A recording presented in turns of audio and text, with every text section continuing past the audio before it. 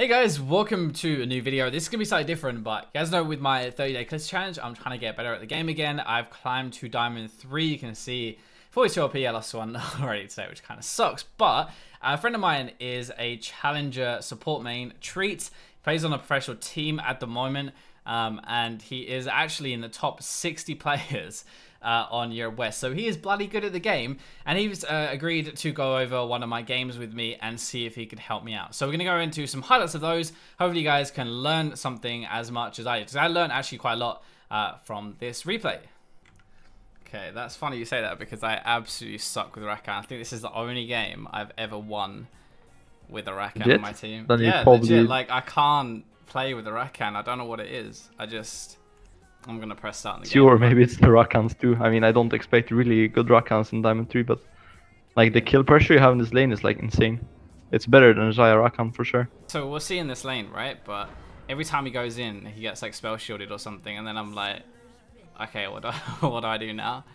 But so every time he goes in with his W, am I just supposed to jump in with my Rend and be like... Basically. Okay.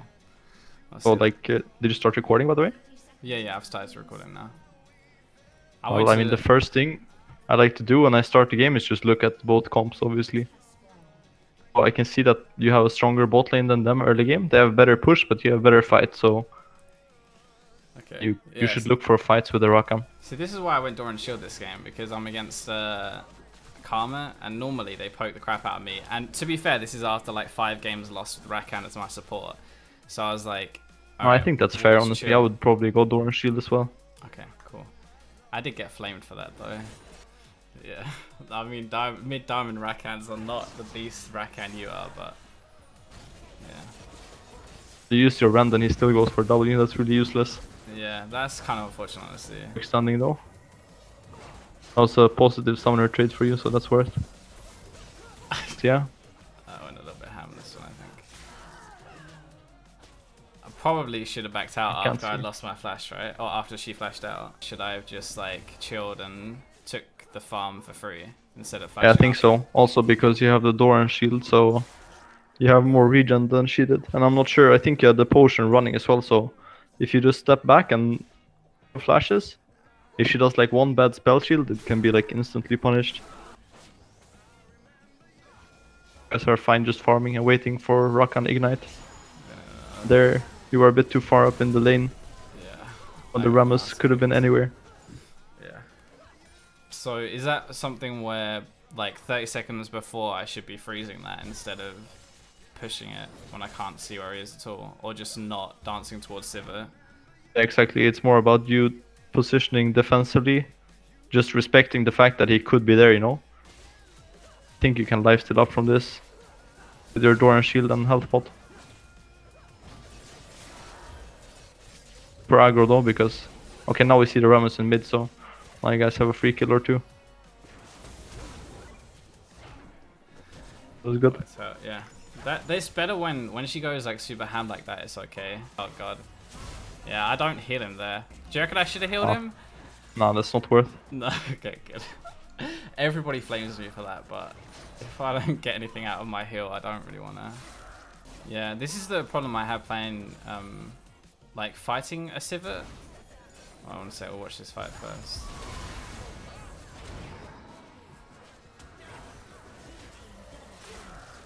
Oops. You don't have your run now, so Yeah, so I've stopped. okay, she flashed. I think that was fine. I think when you play with Rakan, one thing you have to be careful about is ulting him too early. Like when he's ult got up his and he ult, wanted, you mean? yeah, exactly. He wanted to go in with his ult and you kind of like blocked him for a bit. Yeah, that makes sense. So you even ult him in his W. Did I cancel it? I might have actually. I haven't really Not thought sure. about that, but that makes sense. No one had ults. Yeah, that kind of sucked, honestly. Your support and jungle just waited like 5 seconds. You would have got 2 kills there, I think. In that situation, would you tell them to wait, like if you were there? I know you're the support, so it's a bit different, but...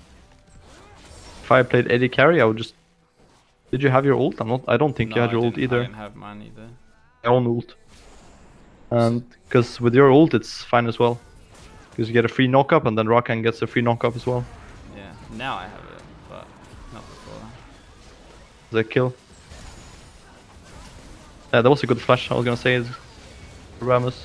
Yeah, I didn't want him. You can taunting continue me here and for then sure. yeah, killing me. So here you have heal as well. So yeah, that's nice. I don't know if I need to heal that honestly, but I kind of panicked like the last one was gonna kill me. Yeah, it's not worth. Yeah, rather heal and not Yeah. do that. Or you just die to this W slowly. I think so. If they have 2 tanks, then it's definitely viable. Oh, this is a good gank. Oh, she spell shielded just in time. Yeah. I think maybe I should have left Rakan. That's a bit deep. I think I should have left Rakan like in there a bit longer. I was afraid he was gonna die, but so I pulled him when he had his ult on. But I don't know, it's so squishy. You could have waited a bit more so Sejuani was closer, so you could overlap the CC. Yeah. Like, cause now it was like he went with his ult up, you ulted him like back, he jumped in with the ult and W, you know, CC'd him for like 1.5 seconds. And then there was like a 0.5 second gap before the Sejuani arrived with the ult. So if I just held it like half a second later, we probably would have killed them, basically. It's the Sivir, because she spell shielded the Sejuani ulti. Yeah, that sucks. It's like a small detail. You got the tower anyway, and you have full bot side pressure. I know it is important, but is it just the same way you would get Baron, right? You just basically bait mid, you push it, and then yeah, mini Baron, that's easier to take. That's true. Doesn't hurt as much either.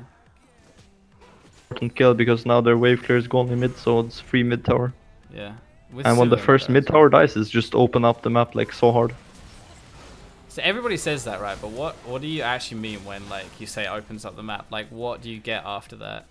What do you think after you get it? Okay, now I can get this, or like Rift Herald is obviously one of them, right? But it's like gonna expire like now, so the Nash is spawning in 10 seconds, and you're playing Kalista, like one of the best Nash takers, right? Even at 20 minutes. Oh, if possible, yeah, for sure you can easily do it now with your team if you don't get engaged on. In pro play, it's almost like a rule to drop a blue trinket, I mean a yellow trinket in the lane after you kill a tower, like where the tower dies. Wards are not only good for TP flanking for your top laner, but they get you like so much knowledge about where people are pathing. Yeah. Play, I think I don't like this. You can make this play like if you have full vision control, but you can see you only have 2 wards like around the red buff. That was the disengage anyway, but it's really a coin flip play, I think. Yeah, it goes well because I don't think everybody's there, but yeah, you're right. Like I had.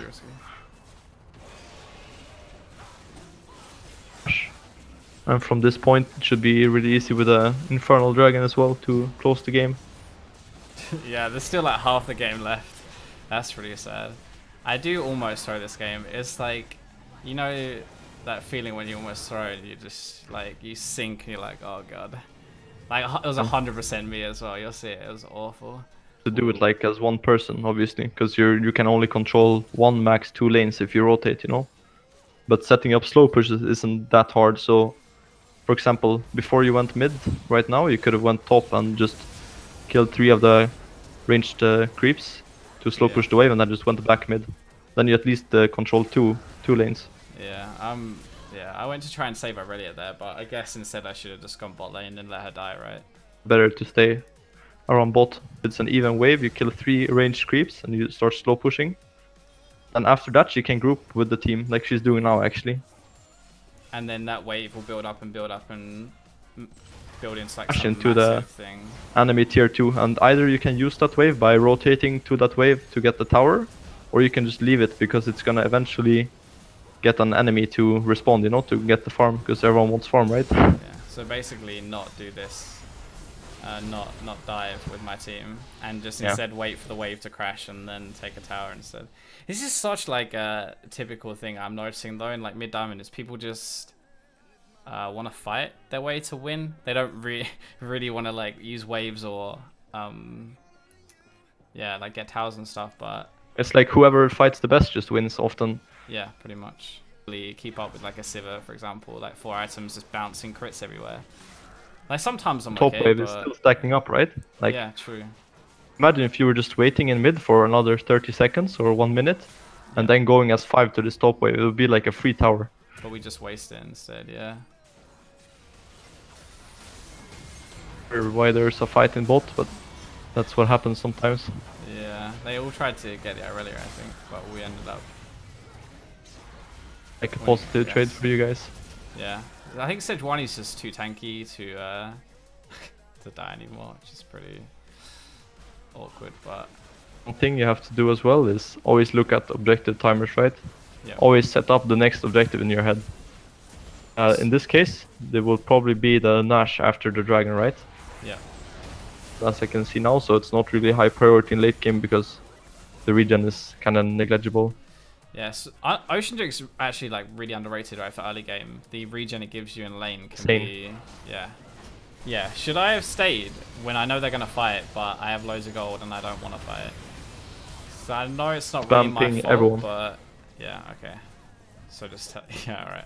Just write in caps, like in chat. I go base, careful or something.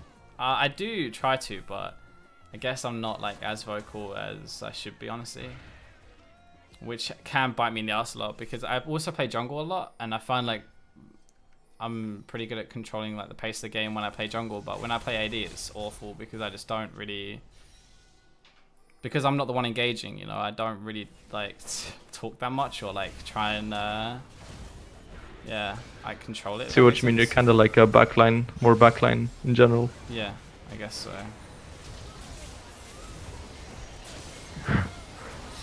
That was not my finest kite ever. That wasn't that bad, I think. You played that fine. Yeah, I wanted to get Cool, away which is from the good. Rammus because he's just like, I don't want to fight the Rammus, right? I want to try and Should be a free Nasher as well. this is the one thing that really annoys me. Is like so when the higher you get, the more people smite at like 2k and then you run straight after, right? But then some people just don't do it, so I'm waiting for the smite and then they don't, and then it gets like 1k and they like panic And smite. too, right? And then, oh yeah, I could write that. Yeah, actually that's a good point. I would ping everyone to go top and get the free gold in the top tower. Yeah, and this is when Siva starts wrecking me basically. Wrong with 3 crit items. An ardent sensor. Yeah. Plus I wasn't even there to start, honestly, but this is like this is the game that I picked just because it's quite it was hard to close, I guess, and we were getting outscaled pretty hard with like Chaos, Siva, Yasuo, Rammus. It's kind of like a clock on you Yeah, to exactly. just rush the end. But I think that maybe is partly why they were trying to rush down mid, because they know we're gonna lose eventually. And if they stay, then either Arabella can TP or she can get like free in a bot. Obviously we fight instead. Fight, because- of course. Why not? This time they don't Have actually your ult. focus me at all though, so yeah, Rakan flamed me because I didn't save him this fight, I remember that. But honestly, I was just trying not to die, and yeah, that was my bad, honestly. Kited this fight well. Yeah, Maybe it's- a lot of it's- people notice that like I don't talk about mechanics that much because honestly they're to climb you to a certain point, like maybe Diamond 5 for example, you can easily get through just by mechanics, but when you want to Yeah. climb higher than Diamond 5 you have to just think about the game actively. Yeah, pretty much. People don't think about the game like next objective or what people can do to engage a fight, like Yeah. summoner spell cooldowns or anything. It's basically just playing the game, you know, autopilot. This is how I throw the game. So you don't end? No. I tried to kill the Siva. I didn't realize she got 100% crit, and she just yeah, now we try and backdoor obviously because Yeah, why not, right? But it's gonna end up on Reddit. Feels bad. Be aware of your flaws and Yeah. work like to fix them. Yeah, this win war, again, obviously we fight because they wanna. You're kiting well here. Even though you're just hitting front line is really good. You're gonna end up winning this fight if your team doesn't get one shot. Line didn't last long enough, but yeah. Yeah, this Hey, your is a Morgana problem when- died with ult and Sonya's up. So that probably she got CC'd or something. This is when I'm like sweating it because I'd literally thrown the game like 10 minutes before this, and now we're just arming again because obviously. Why It's not? like really pointless. Now Yeah. you're basically asking them to fight you, know, on their terms, because they are fighting inside their base, like Yeah. where you don't have any vision advantage or anything, just straight 5v5.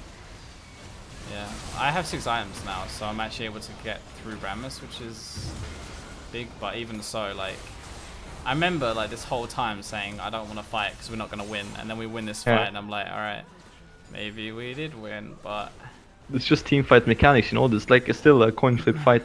yeah, It's much better if you just try to somehow convince your team to take it easy, wait for the next Nash, and then just end with that. How much quicker I could have ended that game if I just pay attention to macro game rather than trying to just rely on like mechanics and fighting, I guess, with the lead. I think I wouldn't blame your game knowledge though. I would blame the fact that you're not actively trying to use your game knowledge, you know. It's really easy to not be 100% focused and just playing on autopilot and allowing your mechanics to carry you through the game, you know. Yeah, definitely. Thinking like what to do because it's just mentally more challenging, you know, so you take the easier path.